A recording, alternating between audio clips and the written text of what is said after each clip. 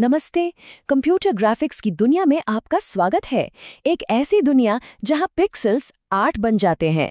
आज हम एक बहुत ही फंडामेंटल लेकिन मजेदार चीज के बारे में बात करने वाले हैं, एरिया फिलिंग एल्गोरिथम।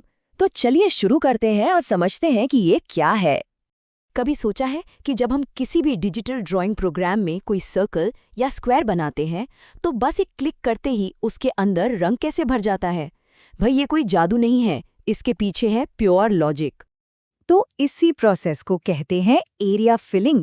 अगर बिल्कुल आसान भाषा में समझें तो इसका मतलब है किसी भी बंद शेप जैसे कोई सर्कल या पॉलीगन के अंदर के हिस्से को एक सॉलिड कलर से भर देना। देखिए, जब हम सिर्फ आउटलाइन बनाते हैं तो वो तो बस एक बाउंड्री है ना? उसके अंदर जो रंग भरा जाता है वही है एरिया फिलिंग। तो सवाल ये है कि कंप्यूटर ये काम करता कैसे है? इसके लिए मेनली दो तरीके हैं, या हम कह सकते हैं दो एल्गोरिदम्स हैं जिनका इस्तेमाल होता है। आइए जानते हैं कि ये कौन से हैं। और ये है वो दो main algorithm, boundary fill algorithm और फ्लड फिल एल्गोरिदम। हाँ, मुझे पता है नाम थोड़े टेक्निकल लग सकते हैं, बट ट्रस्ट मी, इनका काम करने का तरीका बहुत सीधा और समझने में एकदम आसान है। तो चलिए पहले रास्ते को एक्सप्लोर करते हैं, बाउंड्री फिल। देखिए, इसके तो नाम में ही इसका काम छिपा है। ये एल्गोरिथम सीधी सी बात करता है, तब तक रंग भरते रहो जब तक एक सीमा, एक बॉर्डर ना आ जाए। इसका प्रोसेस बहुत लॉजिकल है। सबसे पहले कंप्यूटर एक खास बाउंड्री कलर सेट करता है। मान लीजिए आपने काले रंग की आउटलाइन बनाई है, फिर वो शेप के अंदर कहीं भी एक स्टार्टिंग पॉइंट चुन लेता है और बस वहां से नए रंग को भरना शुरू कर देता है। और ये तब तक रंग भरता जाता है जब तक कि हर दिशा में उसे वो बाउंड्री वाला काला रंग न मिल जाए। जैसे ही बाउंड्री मिली, काम खत्म, रंग भरना रुक गया। सिंपल। अच्छा, अब इसमें भी एक मजेदार बात है। बाउंड्री फिल दो तरीकों से काम कर सकता है। एक है 4 कनेक्टेड तरीका। इसमें रंग सिर्फ ऊपर, नीचे, दाएं और बाएं, मतलब एक प्लस के साइन की तरह फैलता है। और दूसरा है 8 कनेक्टेड। इसमें वो चारों दिशाओं के साथ साथ डायगनली यानी तिरछा भी फैलता है। तो कोनों में रंग भरने के लिए ये ज्यादा बेहतर काम करता है। चलिए अब दूसरे रास्ते की तरफ चलते हैं। ये है फ्लड फिल एल्गोरिदम। इसको आप रंग भरने से ज्यादा रंग बदलने की एक टेक्निक की तरह सोच सकते हैं। ये बिल्कुल अलग तरीके से काम करता है।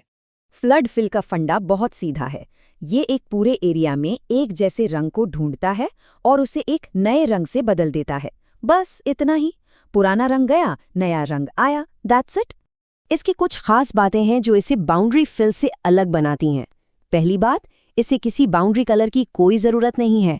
इसका काम है एक ही यूनिफॉर्म रंग के पूरे हिस्से को रिप्लेस करना, और ये रंग बदलना तब तक जारी रखता है जब तक उसे वही पुराना रंग मिलता रहता है।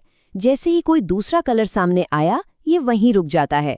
तो अब जब हम दोनों एल्गोरिथम के बारे में जान गए हैं, तो चलिए इनको आमने सामने रखकर देखते हैं। इससे जो मेन फर्क है वो एकदम क्रिस्टल क्लियर हो जाएगा। तो इस टेबल को देखते हैं। सबसे पहला और बड़ा फर्क है इनका बेसिस, मतलब ये काम किस आधार पर करते हैं। बाउंड्री फिल एक बाउंड्री पर जाकर रुकता है, जबकि फ्लड फिल एक जैसे रंग को बदलता है। अब आते हैं रिक्वायरमेंट पर। बाउंड्री फिल को काम करने के लिए एक खास बाउंड्री कलर चाहिए ही चाहिए। फ्लड फिल को इसकी कोई जरूरत नहीं है। तो फिर इनका बेस्ट यूज केस क्या हुआ? सीधी सी बात है, बाउंड्री फिल उन शेप्स के लिए बेस्ट है जिनकी बॉर्डर डिफाइन की हुई है, और फ्लड फिल तब बेस्ट है जब किसी एक कलर के एरिया को दूसरे कलर से रिप्लेस करना हो। ठीक है, तो इतनी सारी बातों के बाद हमें क्या याद रखना है? चलिए जो की टेकअवेज हैं उन्हें फटाफट से देख लेते हैं। सबसे पहली चीज जो याद रखनी है वो है ये नंबर 2। एरिया फिलिंग के बस दो ही मेन एल्गोरिथम हैं जिनके बारे में हमने आज बात की, और उन दोनों का मेन काम क्या है? एक बार फिर से, बाउंड्री फिल ये एक खास बॉर्डर कलर तक एरिया को भरता है, और फ्लड फिल ये कलर के पूरे एरिया को दूसरे कलर से रिप्लेस कर देता है। बस यही है इस पूरी बातचीत का निचोड़। और जाते जाते एक सवाल, हम सबने कभी ना कभी MS पेंट में फिल विद कलर टूल, मतलब वो रंग वाली बाल्टी का इस्तेमाल तो किया ही है। अब जो कुछ हमने आज सीखा है उसके आधार पर सोचिए, वो टूल कौन सा एल्गोरिथम इस्तेमाल करता होगा?